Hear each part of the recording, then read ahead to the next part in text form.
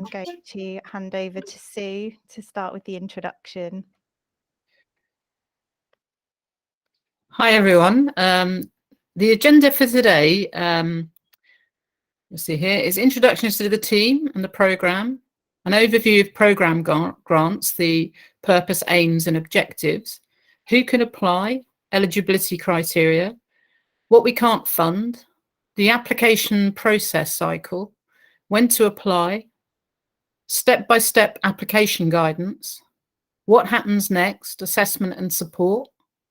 So we have a lot to get through, but if there is time, we will take as many questions as possible at the end. Please do not raise your hand during the session.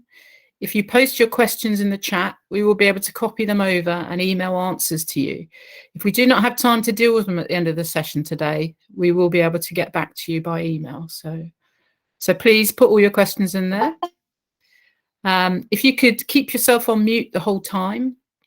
And this meeting will be recorded and the recording will be available online. So if you do not wish to be seen, please keep your camera off, okay?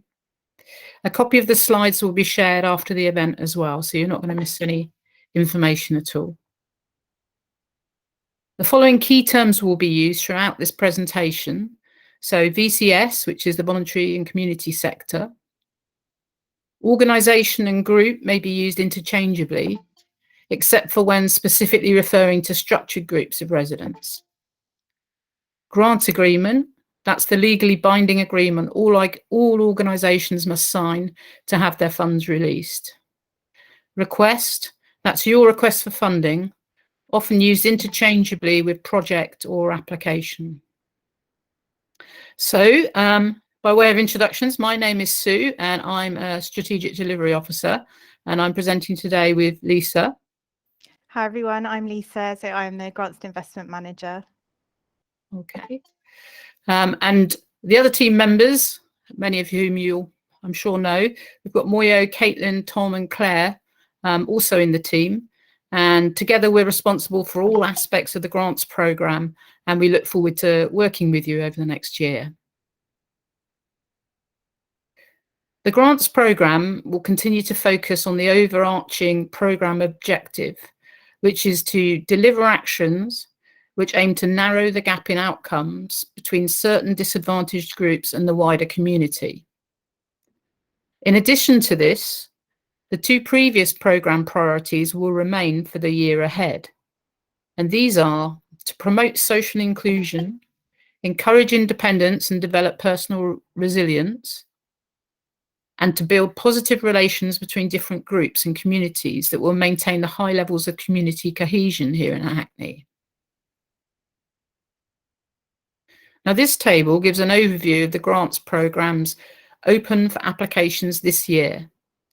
These will be discussed in further detail shortly, but in terms of an overview, we will have a project grants programme, which replaces our old main and small grants. This is for applications of up to 10,000 or 20,000, depending on the income size of the organisation. Projects are for up to 12 months in duration. Within project grants, we have a separate strand for children and young people's grants. This aligns to our old main grants, small grants and holiday play scheme grants. This strand is being delivered in collaboration with colleagues in Young Hackney. We have restricted the income size for this strand, meaning organisations can only apply with an income of between 10,000 and 1 million. This is based on research of our own grants programme over the last 5 years, along with data and what other funders have. Oh, you've got on mute, Sue.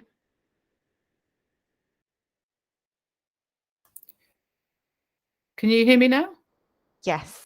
Oh, sorry. No, that's okay. Okay. We just got to, you're just discussing the income restrictions. Okay, I'll go back and go over that. I don't quite know what happened there, but there we are, the wonders of IT. Okay, so we will have a programme grants programme which replaces our old main and small grants. This is for applications of up to 10,000 or 20,000, depending on the income size of organisations. And projects are for up to 12 months in duration. Within project grants, we have a separate strand for children and young people grants. This aligns to our old main grants, small grants, and holiday play scheme grants. This strand is being delivered in collaboration with colleagues in Young Hackney. We have restricted the income size for this strand, meaning organisations can only apply with an income of between 10,000 and 1 million. And this is based on research of our own grants programme over the past 5 years, along with data on what other funders are supporting in the borough. Although this is an interim year, we have undertaken some analysis of data and feedback from the VCS over the past year to inform our proposals. Our analysis has identified that the majority of grants from external funders are awarded to organisations with an annual turnover over 1 million. In line with the priorities of the VCS strategy, we want to ensure that we continue to protect smaller grassroots organisations and those with less income, so they're able to continue to access resources. We are therefore limiting applications to those organisations with turnovers below this threshold. Community chess will remain similar to previous years, but this year we will have 4 rounds of funding and have also limited group size to those with an income less than £10,000.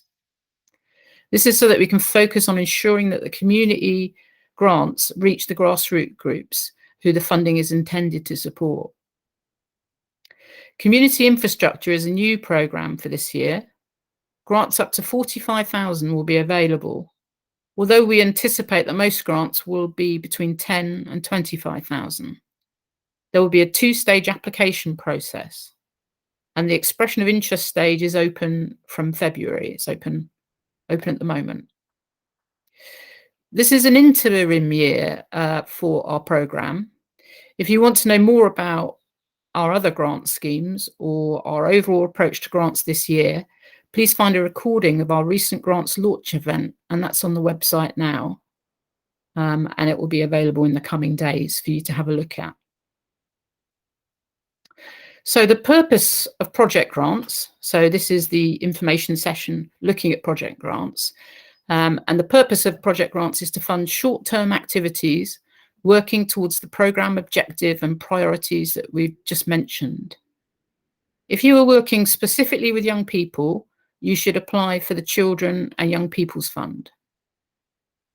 Directly following this information session, there's a session taking place at 1 p.m. And if you are working specifically with young people and children, you will find the session more relevant. Applicant organisations for project grants will be asked to look at one of the 8 following equality outcomes. You need to select one that you'll be working towards. And this includes quite wide categories. For example, the lives of people living in difficult circumstances are improved, and people are supported to identify harmful patterns and take steps to change. Organisations will be asked to describe their target beneficiary group and why they are working with this group. This could include, for example, older people or refugees and/or asylum seekers. Applications should be for projects between £1,001 and £20,000, depending on the organisation's annual income. Projects cannot last longer than a year. Some past examples of funded projects include English language workshops, bringing together a diverse group of women, and fitness sessions for isolated older people to support them with their health and social connections. As mentioned previously, the grants programme has 2 overarching priorities. And there are a further 8 equality outcomes for the project grants. These are, number 1, the lives of people living in difficult circumstances are improved. Number 2, people with complex needs are supported and enabled. Number 3, people with the worst health are supported to improve their well-being. Number 4, the impacts of poverty are alleviated. Number 5, the lives of disabled people and/or older people are improved. Number 6, inequality is addressed. Number 7, people are supported to identify harmful patterns and take steps to change. And number 8, those least likely to be heard are engaged and have an active voice. So looking at our general eligibility criteria, it's as follows. Organisations must be not-for-profit, value-driven, and principally reinvest any surplus to further social, environmental, cultural objectives. So these are typically the following organisations: registered charities or charitable incorporated organisations, charitable companies or social enterprises, and this is where companies must have asset locks, be wholly not-for-profit and without share capital. Community interest companies, companies limited by guarantee. Again, we would need an asset lock and the company would need to be wholly not-for-profit and without share capital. Also cooperative and community benefit societies, unregistered community groups, and structured groups of individuals that are not eligible for grant funding from this programme. At least 80% of the people benefiting from the funding request must be Hackney residents. Applications must align with the programme guidance for the scheme they are applying for, including start and end dates and annual income criteria. If applicants who have received a grant through this programme in previous years have failed to fulfil the funding requirements for the previous grant, including returning required monitoring forms, they may not be eligible to apply for a grant. Organisations must have a constitution and/or a registration number, a bank account held in the name of the organisation, annual accounts and/or financial projections, an appropriate level of insurance coverage for their project and activities, appropriate safeguarding policies and procedures for their project and activities. They must demonstrate at least 80% of the people benefiting from the project will be Hackney residents. Private businesses and individuals are not eligible to apply for a grant funding from this programme. So that's who it's for. And then looking at where applications are not allowed and are not accepted, the VCS Grants programme does not accept applications for any of the following: political or exclusively religious activities, overheads allocated or apportioned at rates materially in excess of those used in similar work carried out by the organisation. Generally, we would not expect overheads to exceed around 20% of the total value of your grant application. It won't fund capital or building costs. Capital costs can only be applied for if it directly relates to the funding ask, and only then if it is a small part of the total cost. Costs paid or liabilities incurred before the start of the grant won't be met. The cost of work or activities that any other person or organisation has a statutory duty to undertake will not be funded through this programme. Activities undertaken outside of Hackney, although there may be some exceptions, for example, where Hackney residents may be accessing specialist courses or going to venues or trips outside the borough, but broadly, those won't be funded by the programme. Previous debts, including contingent liabilities, won't be funded by this programme. Interest charges or other costs resulting from delayed payments due to creditors, or service charges arising on leases, hire purchase, and other credit arrangements are not funded through this programme. Likewise, depreciation of fixed assets paid for by this grant, or any costs that are not outlined within the grant application, will not be met through this grant. Okay. The exact application process differs slightly per grant scheme, but a general overview of the application process is shown here. So the planning stage, and we've provided guidance documents for each scheme, and these have all been published on the website. So we strongly recommend you to take time to read and understand all of these resources to help plan your application. In addition, there are info sessions such as today taking place to assist you. The application, once you apply, All applications must be made via our online application portal ahead of the deadline. We are unable to accept late applications.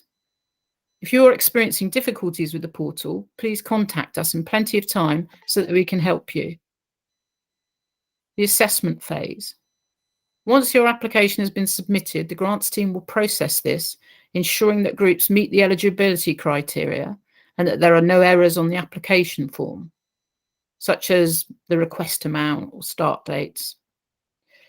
We then conduct due diligence checks based on the policy documents submitted.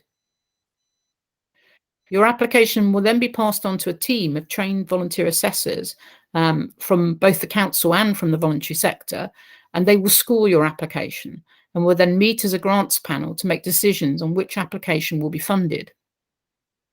Please note that we always receive more applications than we can ever fund, so assessors need to make difficult decisions based on the information provided in your application, as well as taking into account what else we are funding to ensure that we have a geographical and equality spread.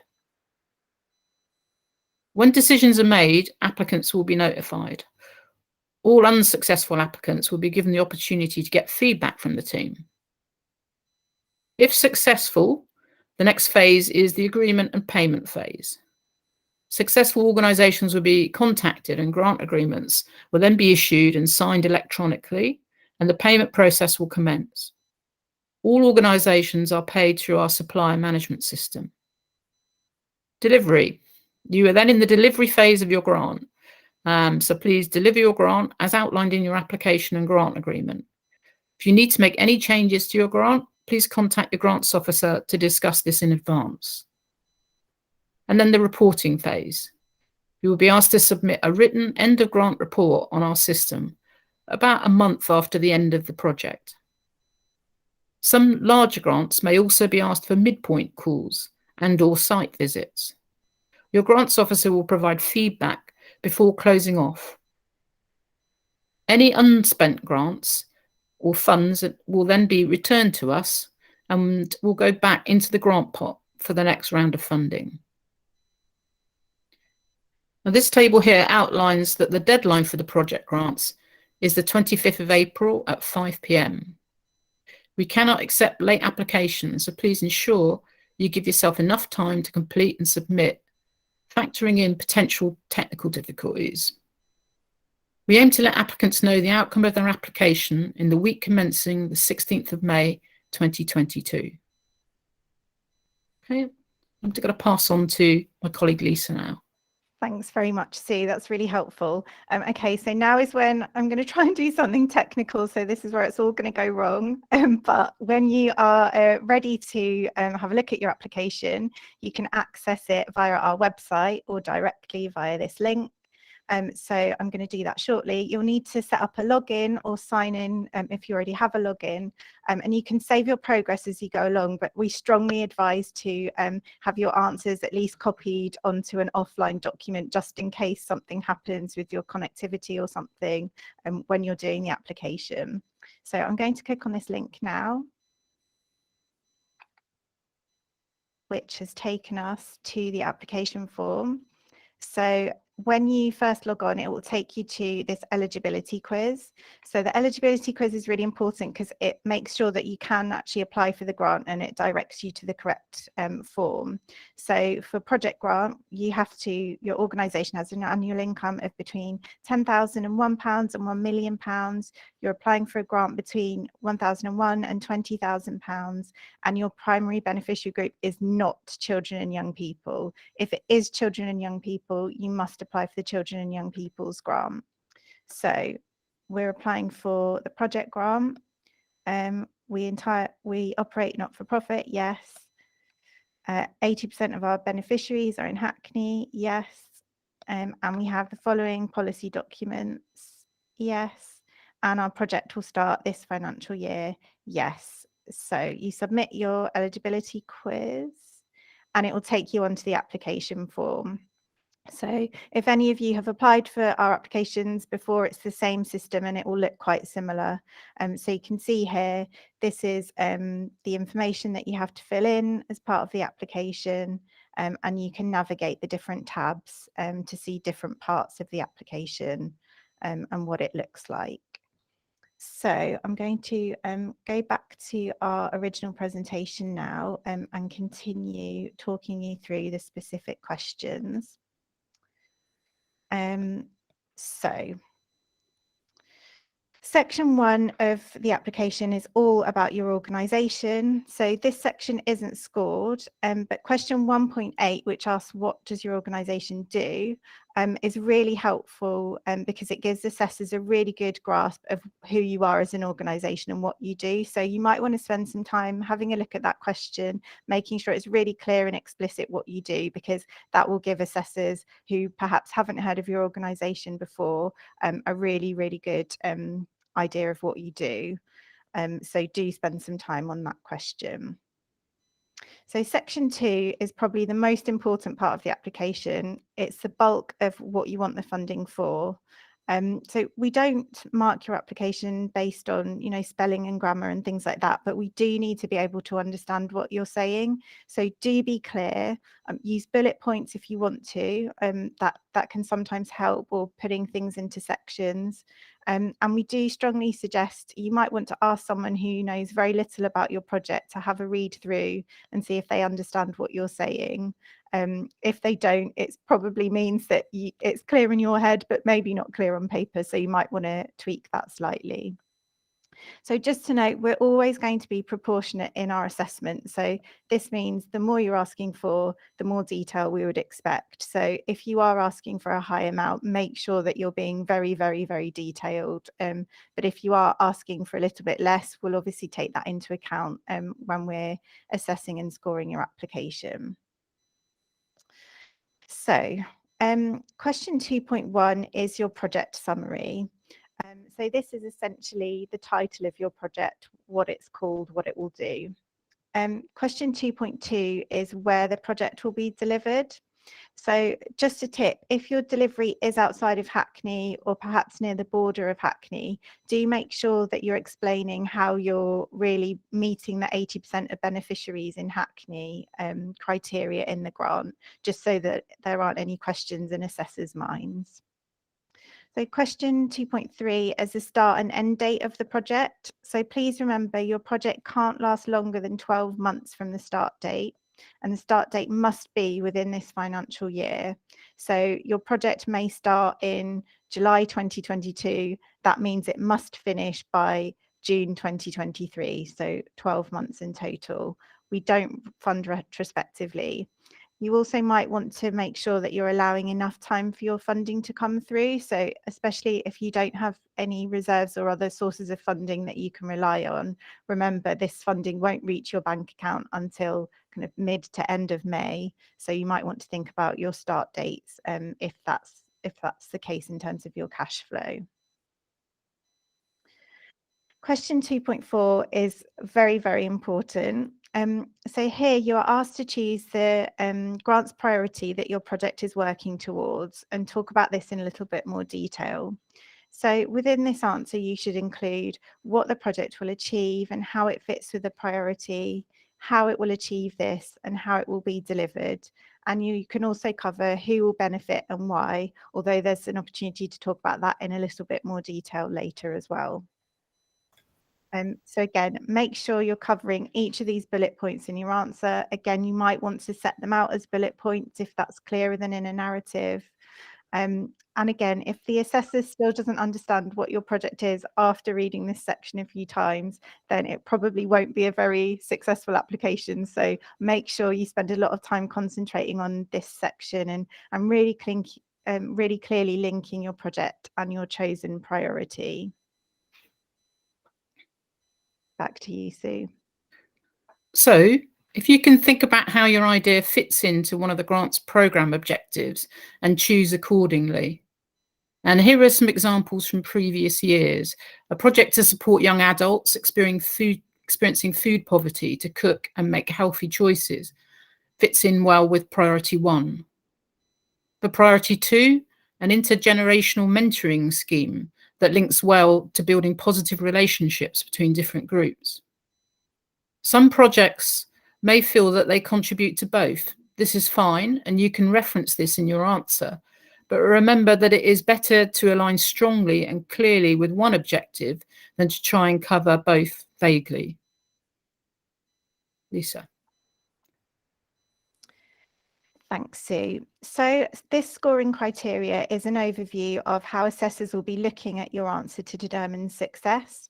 So assessors are going to give you a rating on each question in your application, and then give your application an overall rating. So for example, if an assessor rated this section as good, they might note what was missing if it wasn't cleared up in another section. And this kind of information will form the discussion panel where we will compare applications to each other. So question 2.5, and this is also a very key question. So in this question, you're asked to choose which of the 8 equality outcomes your project best aligns to, and describe how your project will achieve or work towards this, what success looks like, and how you'll measure this. So some projects may feel that they contribute to more than one of these equality criteria, which is absolutely fine. And you can reference this in your answer, but we just ask people to kind of think about, it's better to align very strongly and clearly to one of these outcomes than try and cover lots of them but vaguely. So just think about that when you're answering this section. Back to you, Sue. So if you can think about how your idea fits and supports one of the grant's equality outcomes and choose accordingly, and some examples here from previous years. So a project to support refugee women learning English and make connections with local English speakers. That fits well with the lives of people living in difficult circumstances are improved. And a project to help older people to improve their digital skills contributes to the lives of disabled people and or older people are improved.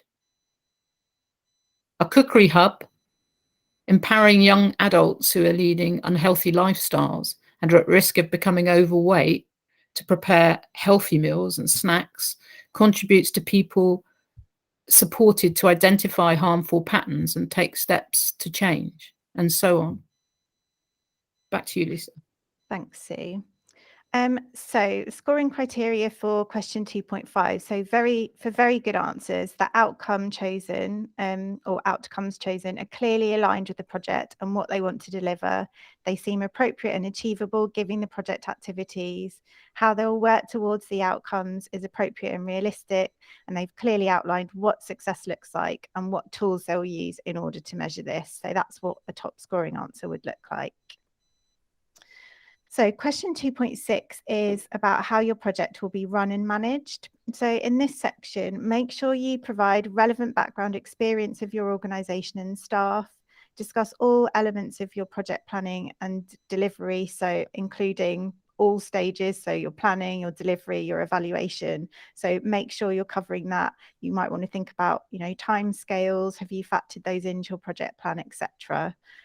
So just make sure, and again, being proportionate, if you're asking for a big sum of money, assessors are going to expect a really clear outline of your project plan here. Whereas if you're asking for a little bit less, then it might be okay to put a bit less detail in there, but they still need to be able to understand how you're going to manage it and be reassured that you will manage it well. So again, in terms of scoring criteria, very good answers will be clear on how the project will be managed, who will be involved, and what skills and experiences they bring to this. Question 2.7 is asking about project risks. So never be subtle or imply things about risk. Risk should always be very explicit. If your project is working with children or vulnerable people, you should always be referencing safeguarding in your risk section. And you might want to think about risks like COVID as well.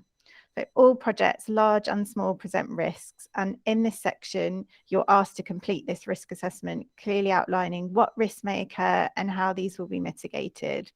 So a good application will really clearly identify relevant risks assess the possibility of this happening and the impact if it did, and articulate how this will be mitigated. This will obviously look very different for each project, but just make sure that you are including those risks and being really explicit here. And we've had it in previous times where organisations have said, we have a risk assessment, see this, and that's absolutely brilliant. You have a risk assessment, but you need to outline that you know the key risks and mitigations here as well. So it's not okay to just link, see our safeguarding, see our risk assessment. We'd like you to outline those risks here, even if you do have those other documents as well. So for scoring criteria, a very good answer will clearly acknowledge the main risks and have a clear and appropriate response for each one. So the next section, section 3, this is all about your beneficiaries. So the type of people you'd like to support through your project. Only one part of this section is scored, but you do need to make sure that your answers align with what you've told us about your project so far.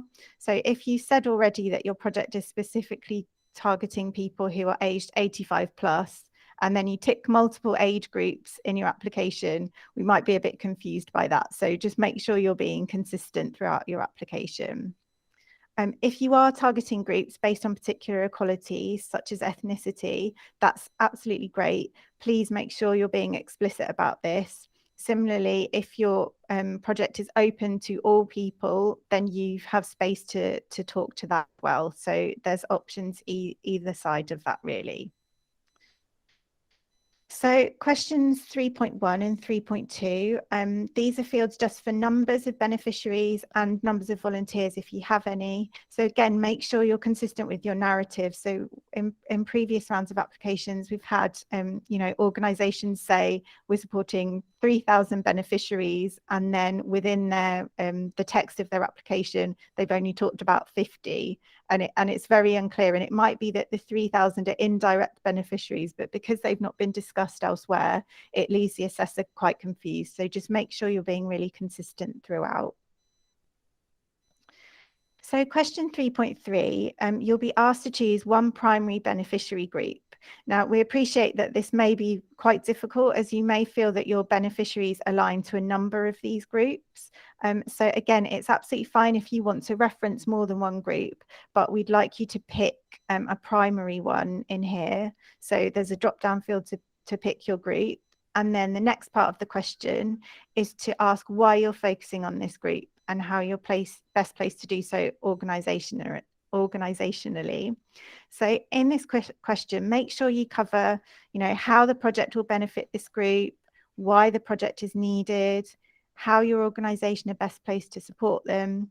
Bring in evidence of why you're supporting this group. So this could be evidence from Hackney's shared evidence database or from national statistics, but also think about your own evidence as well. So talk about your own track record, previous feedback. If you've been working with this beneficiary group before and you have statistics on previous projects of working with them, bring that information in here, because that really helps build a picture of why you're supporting the group that you are, and why you are kind of the experts in that field, really. So that's a really good opportunity to tell us in this question here. So in terms of scoring criteria, so very good answers will be clear on which group or groups they're targeting. It will fit in well with their application, and it will make sense with what they want to deliver. They're able to articulate why the project is needed, the benefits of the group, and also the organisation's own track record, perhaps using evidence, as I've just mentioned before. So question 3.4 asks you to tell us if your project is supporting people of characteristics including ethnicity, age, religion, etc. This section isn't scored, but it gives assessors a good idea of any particular equalities groups that you're supporting, and this is taken into consideration at panel. So again, if you are supporting specific communities or specific types of beneficiaries, do be explicit about this here. If you are supporting lots of different people, then it's fine to leave that open as well. So there's the option either way. So section 4 is all about your budget. and this section is scored. There are lots of calculator buttons within the application, and they're there to help you to ensure that your breakdowns are correct. Please make sure that your budget breakdown makes sense in conjunction with the rest of your application. If you start talking about items in your budget here that are not discussed elsewhere, then assessors will be confused. And again, this is something that's happened previously. So if you have said that your activity is delivering 10 sessions that are online over a set period of time, and then in your budget you start including things about venue hire costs or refreshments or something, then assessors will be quite confused. So make sure you're not bringing in any new elements into the budget if you haven't talked about them already. So at the start of the budget section, we've included a small section called How Much Can I Apply For? So this is a section to help you work out just that. So as a reminder, organisations cannot apply for a grant that is more of 50% of their annual income amount. So the calculation works this out for you. So if your annual income is, for example, £20,000, you'll put that into the calculator, press the calculator button, and it will tell you the maximum you can apply for is £10,000. Obviously, if your project only costs £3,000 to deliver, you will ask for £3,000. This is merely telling you the maximum amount that we would consider funding you for. Similarly, if your annual income is over £40,000, then you don't need to worry about this because half of your income is already over the 20,000, which is the maximum amount that you could apply for. So you don't need to worry about that. Now, I appreciate this might sound quite confusing as I'm talking through it, so please rest assured it's outlined in our guidance quite clearly. I'll obviously share these slides with you as well, so you can look at this again. And when you have a look at the application form and have a look at that how much can I apply for section and see the calculator buttons in real life, that will be a little bit easier to work out as well. So please don't worry if I've left you all confused with a headache. Hopefully seeing it again will be clearer. So question 4.1 is asking us how much you're requesting for your project. So make sure you put your whole number in here. Reminder, the maximum you can apply for is 20,000 or up to 50% of your annual income. Now, just a reminder, always check that this answer is the same one that's given in your budget breakdown. You'll again be surprised at the inconsistencies we see. So this needs to be the same answer, or we're going to be confused as to why you're asking for £5,000, but your budget breakdown is for £4,000. So all I can say is check, and check again for that question. Question 4.2, you only need to answer this question if you're asking us to part fund your project. So for example, if the whole project costs £20,000 and you're asking for £10,000 from us and the remainder from another funder, then you can put your total project cost in 4.2 so that we can get an understanding of how much it costs overall. Question 4.3 is the budget table. So again, this is another really important section as it tells us about how you've costed your project and what you're spending on. You don't have to use all of the rows provided, there are 8 rows, and there's space below if you wanted to add in more details as well. There are 3 columns in the budget table. So one is for the expenditure heading, i.e. what the cost is. The middle one is for the amount you're requesting from our funding. And then the third column is if you are part funding this project from elsewhere, putting the cost in and for that part funding. So in the example we've got here, 20 times 1.5 hour venue hire at £40 an hour, they've requested £1,000 from us and £2,000 from other sources. At the bottom of the budget table, there are 2 sections with calculator icons. So these are to calculate the sums that you've put in your table. So as I said, always check these and make sure that everything you've put in your table is adding up correctly. Again, we see a lot of projects fall down because their numbers are inconsistent. So do use those calculator icons. They're there to help you just to double check that all of your numbers are correct and are adding up as they should. So in terms of scoring criteria, so a very good answer will provide a thorough, detailed and realistic costs based on the project information provided. The budget items will clearly link to the narrative, and this enhances the overall clarity of the project ask. So again, just make sure you're being really consistent with what's in your budget and what's in the rest of your application. So question 4.4 is another optional question. And again, this is if you're getting funding from other sources for this project. So it gives you the opportunity to tell us where the funding is coming from. And you might also want to, mention if we are funding your project, whether or not that funding has been secured, what are the risks if the funding hasn't been secured, do you have a backup, etc. So you can cover all of that in section 4.4. Section 5 is for additional information. So this is an opportunity for you to input your organisation's bank details. Now, we haven't asked for this before. The reason that we're doing it this year is to speed up the process of payment if you are awarded funding. So please do make sure you complete this accurately, as mistakes could cause issues with paying your grant if you're successful. So it asks for your bank account name. So this should be your organisational bank account, your sort code, that should be a 6-digit number, and your account number, which should be an 8-digit number. You'll be asked to upload your bank statement as well, which I'll discuss in a second. So just make sure that those two are consistent with each other, because if there are issues with your bank details here, it could cause problems if you are later successful in getting a grant with us. So section 6 is for your attachments. This section isn't scored. However, it's really important to upload this due diligence documentation with your application, as this is all checked by the grants team to ensure that you're eligible to apply. So the exact documents you need does vary slightly based on your organisation and what you're applying for. But generally, you must attach your official governing document, your equality and diversity policy, your health and safety policy, your most recent set of audited or externally verified annual accounts, a recent redacted bank statement, and again, that should match the bank details that you've given in section 5, and proof of insurance cover, so a certificate of insurance.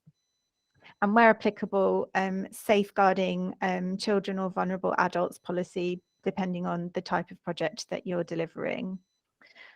So there's space to upload each of these documents. Please do ensure you click the upload button after you've chosen each document in order to attach them properly. I have problems with this one as well. Sometimes it's easy to forget. So we have created a short video on our website just to talk you through that process if you're not quite sure how it works. So please do have a look at that. That's on our FAQs page. You may be contacted after submitting your application if there are any missing documents or if the grants team needs to clarify anything with you. So please do look out for our emails. So the last part of the application form is the declaration. So you must tick to confirm that you're authorised to submit the application, that the information you've provided is correct, and that you understand the conditions of the grant should you be successful. And you have to use the name of the person submitting the declaration and their position in the organisation. Question 6.2 is also an optional question. So if you're not already signed up to our newsletter and you'd like to be, you can tick question 6.2 and we'll add you to our mailing list. So back over to you, Sue. Oh, you're on mute, Sue. Sorry about that. Thanks, Lisa. We always receive more applications than we are able to fund. Your application will undergo eligibility and due diligence checks by the grants team. It will then be assessed by volunteer assessors from the council and the VCS. The volunteers are trained and are given guidance documents to support them to make a fair assessment of your application using the scoring criteria mentioned by Lisa.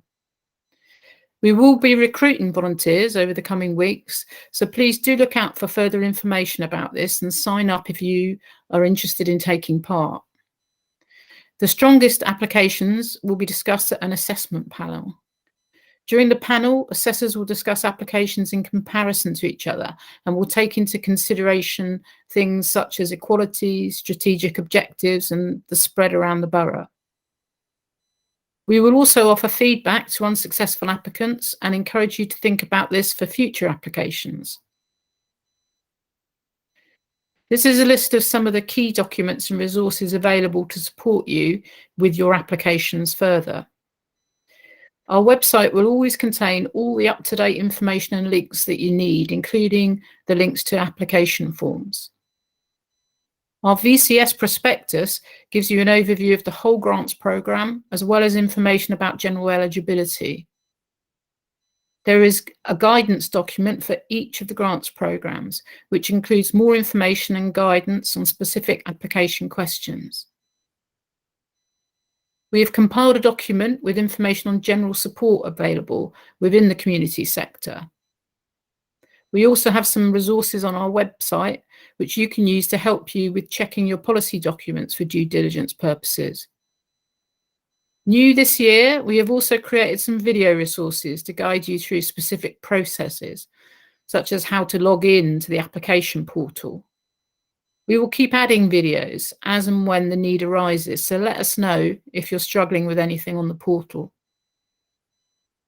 Additional support is available via our team and also through partner organisations. You can contact us if you have any general questions about the programme. The Hackney CVS are able to provide bespoke application support through their organisational development team. They will also be running application sessions between February and April. And ELBA, the East London Business Association, are also able to offer an application review service, where trained business and volunteers can look through your applications to provide comments and feedback. The Hackney CVS and ELBA's application support services are free to the community sector organisations to access. Thank you, Sue. So the next slide, we have some further information from HCVS's organisational development team. Mohammed, I'm not sure if you've joined the call, if you're here. If you are, would you like to just give a short overview of the support available? Yes, thank you very much, Lisa. I mean, I just wanted to kind of reiterate what Sue has mentioned earlier. We're going to be running application support sessions looking in how you can actually get the application put together. But in general, we actually continue to deliver organization development services with it's kind of like free one-to-ones on an issue that your organization is facing, and more specifically related to the grants is our fundraising support service, which we can actually talk with you through the project idea, how you can plan it, and how you can actually to start developing the details. If you've got your bid put together, we can proofread your application and make sure to give you comments on how you can improve it according to the guidelines and the criteria of the funding. And we can only do that as a critical friend, so we can't help write any parts of the applications. So we'll provide with comments on the segments of the applications that needs improvement.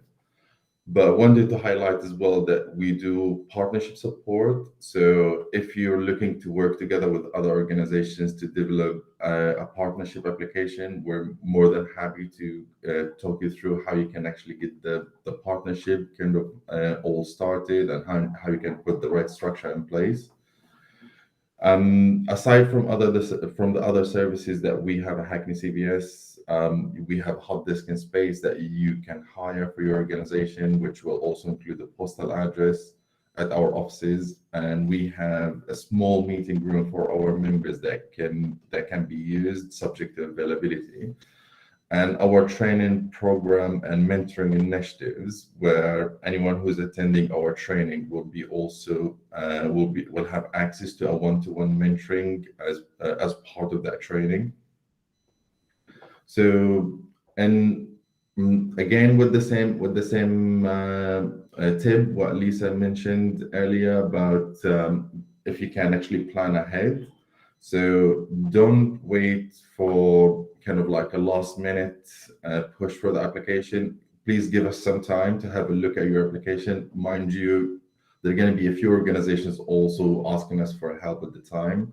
So to try to accommodate everyone, please give us at least 1 week before the deadline, So that way we can actually give you the support we can, and at the same time give you some time to review your application so you can do the rewriting based on our comments.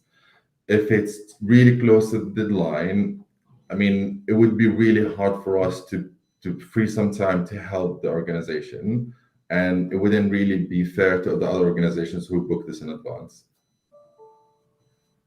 That's all from my side, and I'm gonna connect with Lisa after this to try to send you our full brochure of services. So if you need to contact us, and we'll have all the booking links on how you can book a one-to-one directly with us. Thank you. Thank you, Mohammed. That's really, really helpful. So yeah, just to reiterate, after this session, we will be in touch. We will send a copy of these slides, and we'll send the information that Mohammed mentions as well. And we will also be sending a short feedback form. So we'd really appreciate it if you could take some time to give us any feedback, either on the particular session today or on the approach for the grants in general, as that will be really, really helpful for us. So what I'm going to do now is I'm going to stop recording. So if you just bear with me a second. So as I mentioned,